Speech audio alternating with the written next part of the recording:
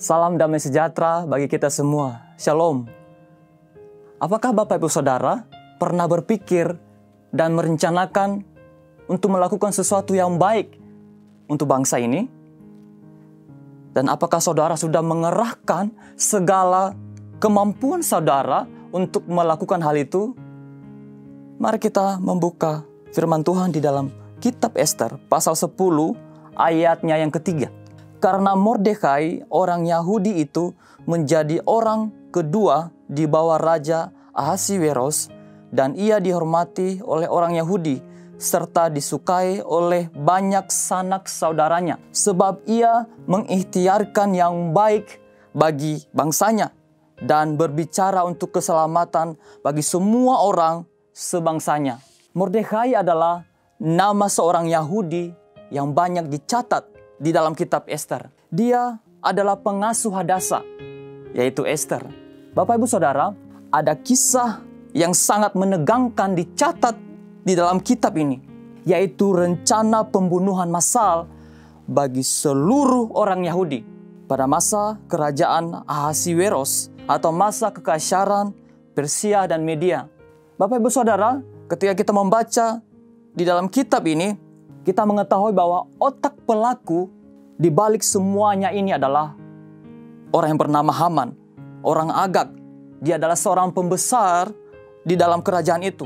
Dan dia telah menghasut raja untuk membuat surat perintah pembunuhan ini.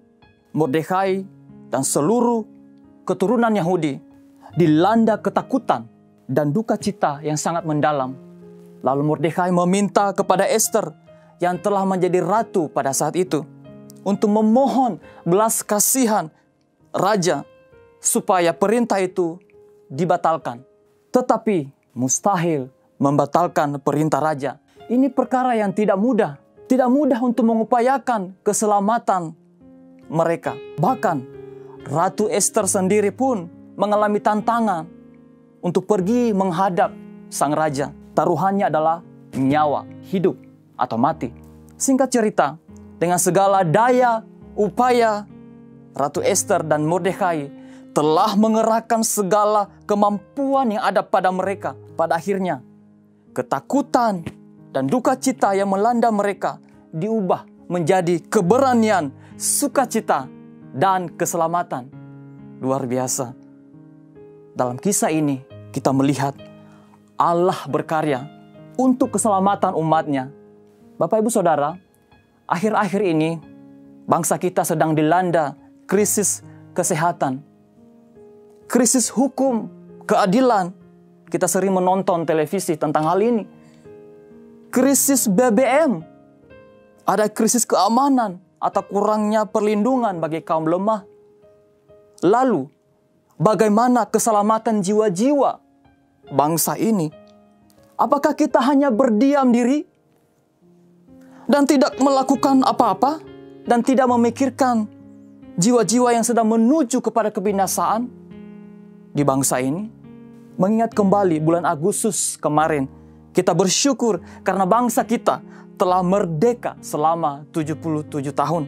Allah lah yang memberikan kemerdekaan itu, terbebas dari penjajah melalui para pahlawan dan rakyat yang bersatu memperjuangkan kemerdekaan itu. Tetapi Bapak Ibu Saudara, kita tidak boleh puas dan berhenti atas kemerdekaan itu. Kita masih perlu memperjuangkan keadilan, menyuarakan kebenaran dan keselamatan bangsa ini. Ikhtiar yang baik dapat kita mulai dengan berdoa.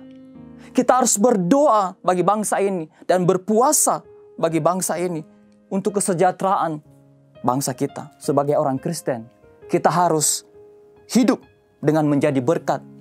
Hidup dalam persatuan, persaudaraan dengan yang lainnya, saling mengasihi, mulai dengan saudara-saudara seiman, lalu dengan orang lain.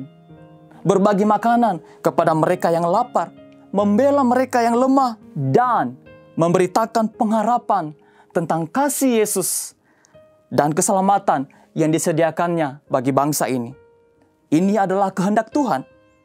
Dia pasti turut bekerja bagi keselamatan bangsa ini. Jika saudara dan saya mengupayakan apa yang baik dan keselamatan bangsa ini, maka saudara adalah seorang pahlawan. Pahlawan bangsa ini. Pahlawan kerajaan Allah.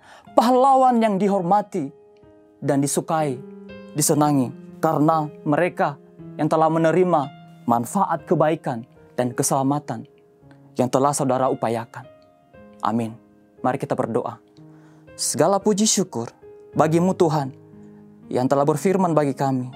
Tolonglah kami untuk berpikir dan merencanakan dan melakukan apa yang baik dan keselamatan bagi bangsa kami.